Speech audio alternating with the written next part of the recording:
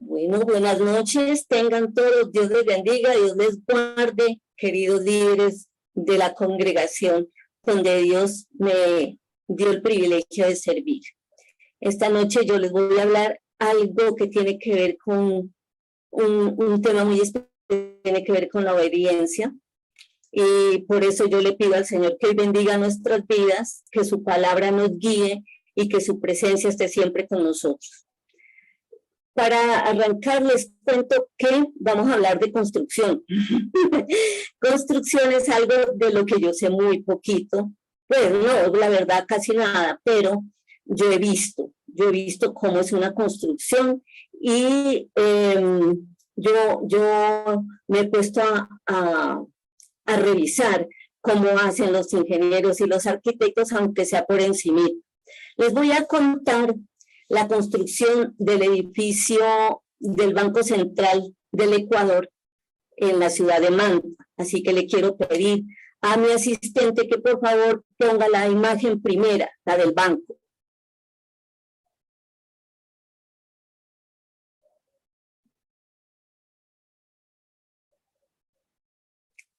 Ya va a aparecer. Ese es el Banco Central del Ecuador. Es un edificio súper lindo, allí no se ve tan grande como es, pero ese es, queda en la ciudad de Manta, donde nosotros vivíamos al lado de donde construyeron en el edificio de otro banco que se llamaba el Banco de la Vivienda. Listo, ya podemos quitar la imagen, muchas gracias asistente. Bueno, una de las cosas que más me llamó la atención de esta construcción fue que nosotros vivíamos normalmente allí al lado de donde se hizo esta construcción en un piso cuarto. De un momento a otro empezamos a ver llegar camiones con unos, yo decía que eran postes, eran unos tubos gigantes de concreto, carros y carros y unas máquinas grandísimas. Yo pensé pues por la falta de conocimiento que eso era para colocar energía eléctrica, pero no, después de un tiempo empezaron a clavarlos en el piso. El piso donde nosotros estábamos y de donde a ellos también les toca era más o menos a unos 80 metros de la orilla del mar, porque la orilla del mar después seguía una calle ancha de doble vía que se llama el Malecón, y allí empezaba el edificio del Banco de la Vivienda, que era donde nosotros estábamos, y empezaba la construcción de este. Y han empezado a clavar esos postes de concreto de una manera impresionante. Eran unos martillos inmensos, pues toda maquinaria pesada, y ellos clavaban y clavaban eso a cierta distancia, y eran muchísimos. Esto era incómodo, eso sonaba, pero cuando se les preguntó qué era, que por qué, la respuesta fue que necesitaban que la base donde fuera a ver esa construcción fuera lo más duro posible y lo más cercana a una roca, que me contestaron que esos se llamaban los cimientos. De ahí aprendí y pues ahora yo veo el banco y está muy lindo. Yo no lo alcancé a ver terminado porque hace mucho tiempo, pero ahí lo estoy viendo, él tiene museo, estuve viendo todo lo que alrededor. Tiene una cantidad de edificios también que también le pertenecen al banco.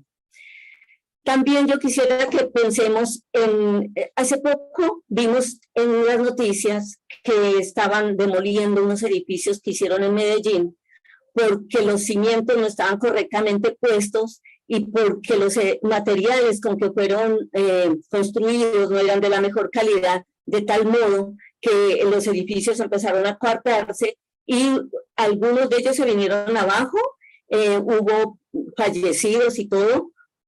¿Por qué? Porque los cimientos no estaban bien y los materiales usados tampoco eran los mejores. Aquí en Cali nosotros hemos podido ver muchas veces cuando vamos por la quinta o cuando hay esas tempestades que acostumbran a ver. Hace poquito hubo una donde se cayeron árboles, cayeron encima de los carros, bueno. Y lo más cercano que tenemos de ver un desastre natural fue el paso del huracán Idán, y ahí yo puedo pedir al asistente que pase las dos imágenes, una seguida de la otra, donde vamos a ver la devastación que puede causar un desastre natural como es un huracán. Eso, ahí está, miren. Esa es una parte de lo que causó, esa es la devastación, la destrucción que causó ese huracán que hace muy poco pasó por todo el litoral. Y ahora vamos a ver cómo se ven las imágenes satelitales del proceso, de cómo va andando, pues, por donde va recorriendo el huracán, visto desde unas pantallas, o sea, son imágenes digitales. Creo que mandé las dos de la misma, me disculpan, pero es esa imagen digital que uno ve en color, lo que les quería mostrar. Pero bueno, vamos a seguir adelante. Cuando los cimientos no son suficientes, las estructuras se caen, se rompen, se vienen abajo. El desastre natural podría acabar con muchas edificaciones. De eso, pues, hablando de las construcciones y los edificios físicos.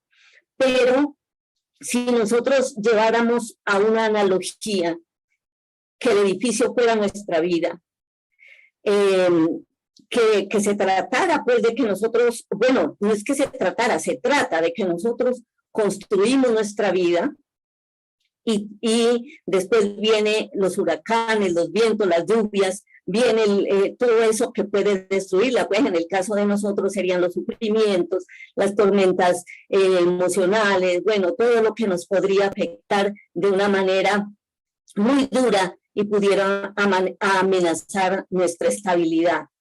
Para comenzar, vamos a revisar, bueno, vamos a hacer unas preguntitas, porque yo creo que hemos escuchado por ahí por años 52 sermones mínimo, y que pensemos un poquito cuánto los hemos aprovechado, cuántas decisiones hemos tomado después de que hemos escuchado uno de esos sermones que a veces salimos y decimos, uy, tremenda enseñanza nos dio el pastor hoy, qué buena esa prédica, ¿cierto? Cuando hemos traído invitados también, uy, qué prédica tan buena. Y a veces decimos, yo desde ese día decidí tal cosa, tal otra, tal otra. Bueno, nosotros hoy vamos a hablar de algo también que tiene que ver con la construcción. Voy a leerles el versículo en el cual nos vamos a centrar. Es Mateo 7, 24 al 25, y dice así: a cualquiera, pues, que me oye estas palabras y las hace, le compararé a un hombre prudente que edificó su casa sobre la roca. Y descendió la lluvia, vinieron los ríos y soplaron los vientos, azotaron aquella casa, pero no cayó porque estaba fundada en la roca. Entonces, para llegar a ese punto que está en Mateo 7:24, es imposible que lleguemos allí sin haber dado una vuelta por los capítulos 5, 6 y el principio del 7. Este recorrido es totalmente necesario para llegar al punto clave de la enseñanza. En medio de este recorrido vamos a tener unas preguntitas o unas aclaraciones que nos van a permitir descubrir los desafíos de esta enseñanza. Nos van a permitir tomar decisiones, las decisiones pertinentes a lo que vamos a hablar, y podríamos coger el cimiento perfecto para construir nuestra vida de una manera sólida, que nos dé seguridad para soportar las tempestades, los terremotos, las sacudidas que nos van a llegar en la vida, sí o sí. La Biblia lo dice, que vamos a sufrir de aflicción. Esta enseñanza yo la titulé Seguridad Absoluta. Vamos a hacer un paréntesis pequeñito, porque cuando arranca el versículo dice, pues si a cualquiera pues que me oye, entonces vamos a ver algo sobre oír. Yo leí, busqué algo sobre la escucha activa. Les voy a leer literal, ¿no? La escucha activa es una habilidad del ser humano centrada en escuchar con atención la persona con la que mantiene una conversación. No se trata de estar pendiente de dar una respuesta y tan solo oír lo que dice. Esta habilidad comunicativa tiene como objetivo escuchar con atención y de forma activa a cualquier individuo o algo que está comunicando.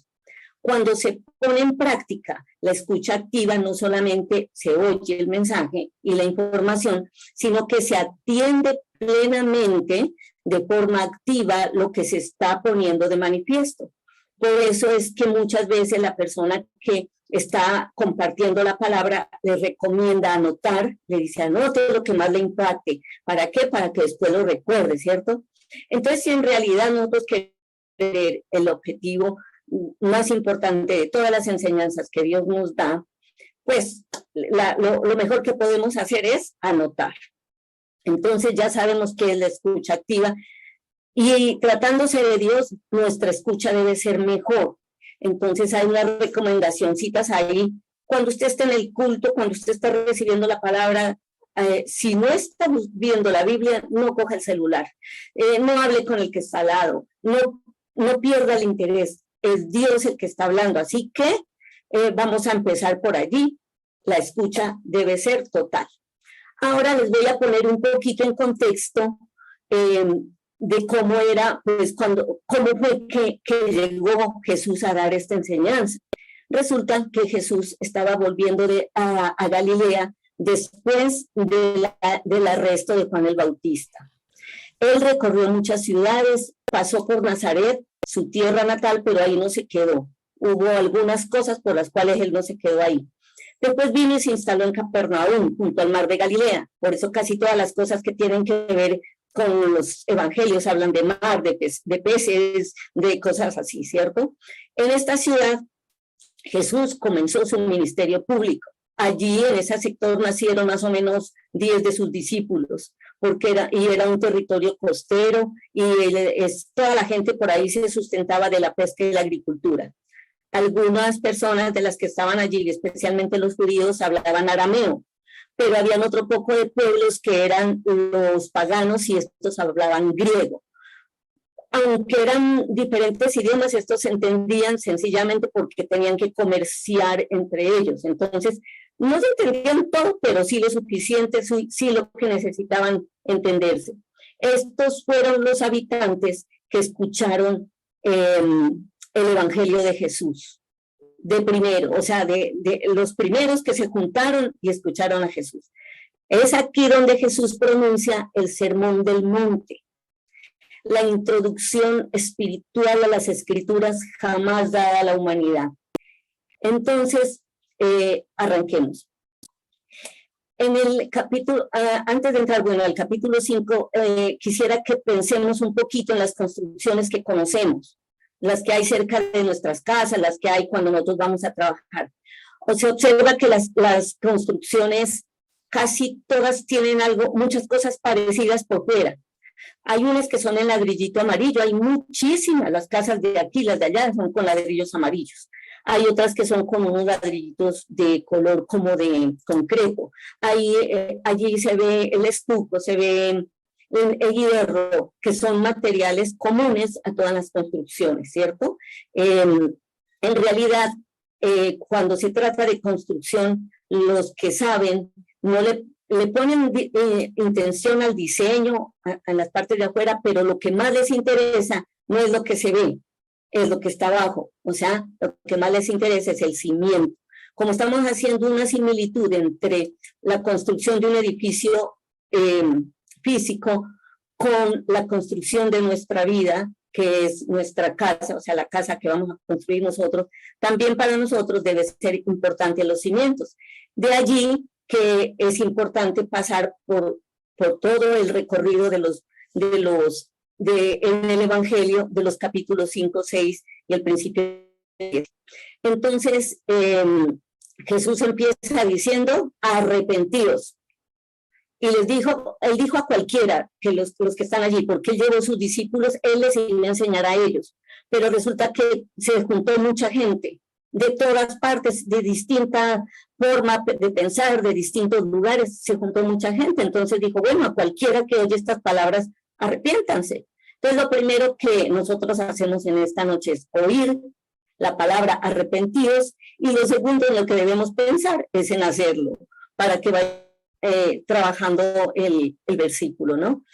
En Mateo 5, del 3 al 10, Jesús dice las bienaventuranzas. y dice algo que no concuerda casi con lo que nosotros creeríamos que son ser bienaventurados. Él dice, dichosos los pobres de espíritu, dichosos los que lloran, dichosos los que tienen hambre, los que tienen sed de justicia.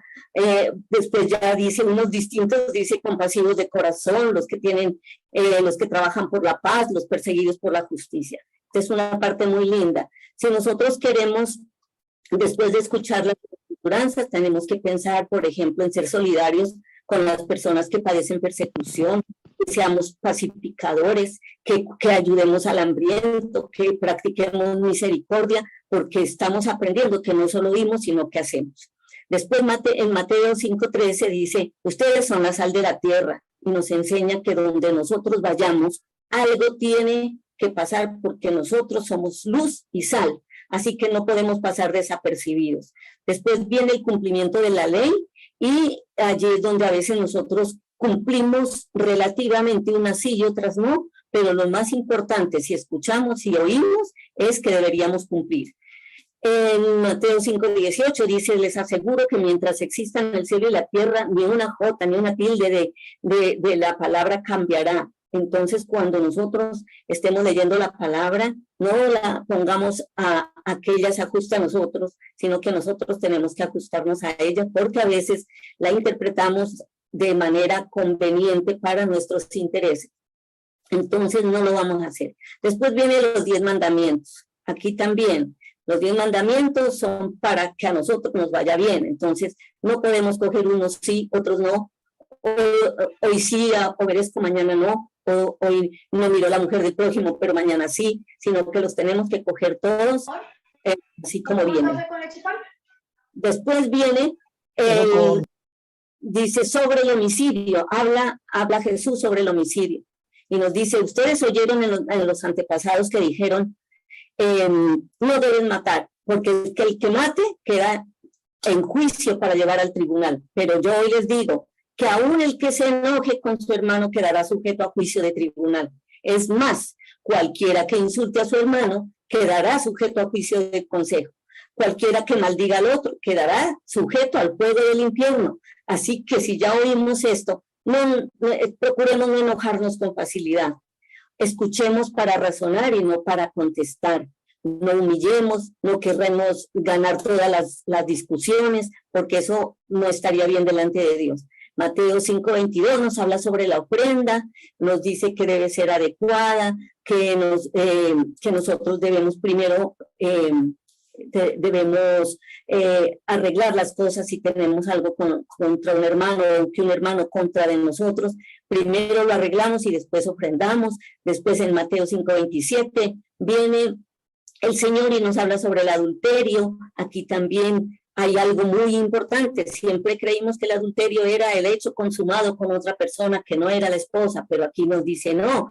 Si usted ve ya con codicia a alguien, ya está adulterando allí.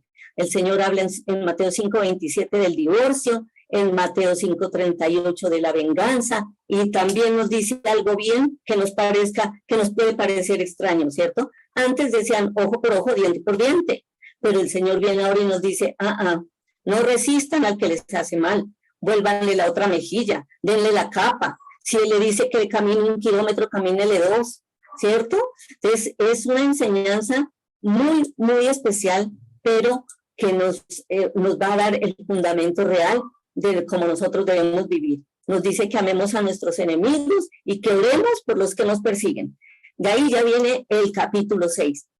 En el capítulo 6 Jesús habla acerca de las 3 prácticas de piedad. Nos habla acerca del ayuno y la oración. Nos hace unas recomendaciones. Dice, cuídense de no hacer sus obras de justicia delante de la gente para llamar la atención. Cuando usted ve a los necesitados, no lo anuncie con trompeta.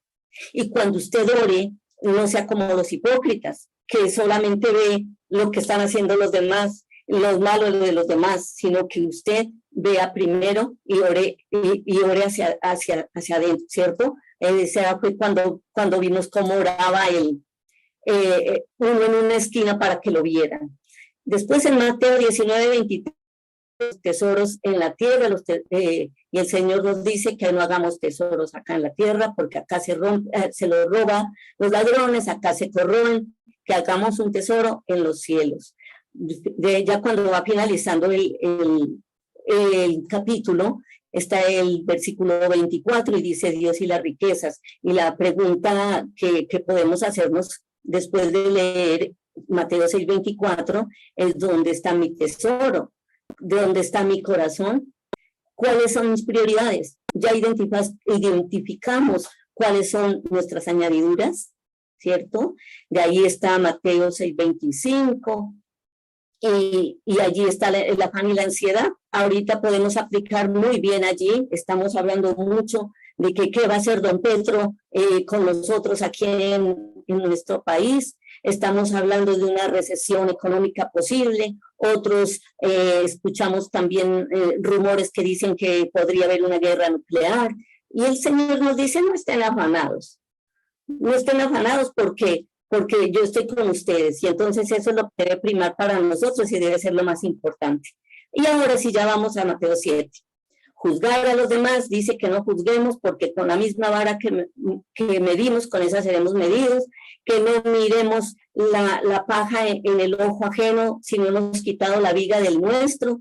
Más abajo en el Mateo 7:7 dice: pidan, busquen y llamen. Ahí nos está diciendo qué hacer. Nos dice: pidan, busquen y llamen. Y si nosotros somos agradecidos, justamente en este momento podríamos estar pensando: cuánto de lo que le he pedido el Señor Él me ha dado. Lo he buscado y siempre ha estado allí. Cada vez que lo llamo, Él siempre está allí, nunca se va. Antes nosotros a veces somos los infieles. Después Mateo 7:12 dice la regla de oro, y como viene, ¿no? Como viene todo este estudio. En la regla de oro antiguamente nos decía: haga con nosotros lo mismo que hacen con usted, pero el Señor nos dice al revés: haga con el otro lo que usted quisiera que hagan con usted. Entonces no es lo mismo, y es más bonito, y eso es lo que Dios quiere. Habla después del camino estrecho. ¿Qué camino vamos a escoger? ¿El fácil o el otro? Esperamos que el otro sea el que ore, esperamos que otro sea el que sirva, que sea el otro el que perdone. Mañana comparto el evangelio, mañana cuando me nazca, ¿cierto? No debemos despreciar los dones y los talentos que Dios nos ha dado y poner excusas para ser negligentes. Ya vamos acercándonos cuando dice el Señor que por sus frutos los conoceréis. Todo árbol que no da buen fruto se corta y se arroja al fuego. Ahí nos preguntamos: bueno, Señor, ¿y cuáles frutos? Son los frutos del Espíritu Santo. Cuando nos conozca la gente por nuestros frutos, deberá ver en nosotros todos los frutos del Espíritu Santo de Dios, que nos lo sabemos de memoria y los repasamos y los decimos cada rato. Ahora sí, viene y dice: bueno, si usted me dice Señor, Señor, y piensa que entrará en el reino de los cielos, pues le digo lo siguiente: usted puede entrar en el reino de los cielos si, solo si, hace la voluntad del Señor. O sea que es facilito, es oír y hacer, ¿cierto? Aquí venimos haciendo como ese recorrido. Esto es lo que dice el Señor y esto es lo que tenemos que hacer. Deberemos también revisar los días difíciles, cómo nos hemos sentido, en quién nos hemos apoyado, si nos sentimos seguros con el Señor. Ahora temprano Laidini decía: yo estoy segura que el Señor me va a ayudar para hacer el trabajo que tenemos que hacer, y yo estoy de acuerdo con Laidini, estamos seguros en el Señor.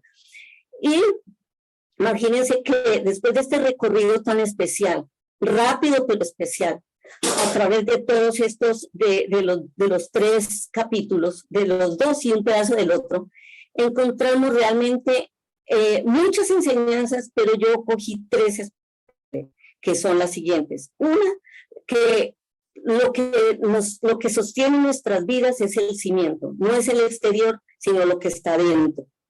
2, si ya oíste y estás haciendo la voluntad de Dios, entonces tu vida es una casa bien construida, serás comparada con el hombre sensato, porque podrás soportar la prueba del cimiento. El hombre sensato es cuando pone su casa y vienen las tempestades. Entonces, ¿se prueban los cimientos? No se prueban cuando todo está quieto, se comprueban el huracán, con la destrucción, con las lluvias, con las tempestades, ¿no? Ahora sí nos vamos para nuestra vida, ¿cierto? Nuestra vida espiritual, si está bien cimentada, entonces cuando llegue la pobreza, la desilusión, la enfermedad, la guerra, la pérdida de los seres amados, nosotros podemos estar bien anclados y no vamos a derrumbarnos. Y la tercera enseñanza es, para que tu vida tenga el mejor fundamento, debe ser hacedor de la palabra. Después yo he sacado acá una declaración que dice, hermanos, el cimiento es Cristo. Y vamos a la conclusión. Jesús dio una enseñanza llena de vida, tan precisa en cada palabra. Tengamos la seguridad absoluta que si aplicamos la recomendación final, es solo cuestión de dos verbos, oír y hacer. Eso es lo que él nos dice, oigan pero hagan. En otras palabras, tenemos que tomar decisiones, ser determinados, buscar el cimiento correcto para nuestras vidas y todas las enseñanzas que son el material con el cual construimos. Y cuando venga la adversidad y te golpee, estarás sustentado en su palabra, confiado en el Señor a pesar de que estés viviendo cualquier cantidad de circunstancias difíciles. Ahora bien, esto también es importante. No basta con oír. Si solamente oímos y no hacemos, de nada sirve. Y también viceversa. Si no haces lo que Dios te ha dicho hacer, de nada te sirvió oír. Has perdido el tiempo yendo tantas veces a sentarte a la iglesia. Para afianzar esto, en Santiago 1, del 22 al 24, la palabra del Señor nos dice, sed hacedores de la palabra, no tan solo oidores, no os engañéis a vosotros mismos. Finalmente, quiero repetir el versículo del cual el Señor nos ha traído esta enseñanza esta noche. Dice, por tanto, todo el que me oye estas palabras y las hace y las pone en práctica, es como un hombre prudente que construyó su casa sobre la roca, cayeron las lluvias, crecieron los ríos y soplaron los vientos, se azotaron aquella casa con todo su furor, pero esta no se derrumbó porque estaba cimentada sobre la roca. Amén. Amén, ¿cierto? Voy a orar para darle gracias a Dios por esta enseñanza tan bonita. Señor amado, yo te ruego en esta hora que los líderes que están en este momento, que han escuchado tu mensaje, Señor, tú los bendigas de tal manera, Señor, que puedan tomar las decisiones correctas para que sus vidas estén siempre cimentadas, Señor, en tu palabra, en tus enseñanzas, Señor, que así como oímos y aprendemos y sabemos de memoria tantas cosas, también lo podamos reflejar y lo podamos poner en práctica. Todo eso será la luz y la sal. Cuando la gente lo vea, podrá animarse a seguirte, Señor. Por eso en esta hora yo te doy muchas gracias en el nombre de Jesús. Amén. Amén.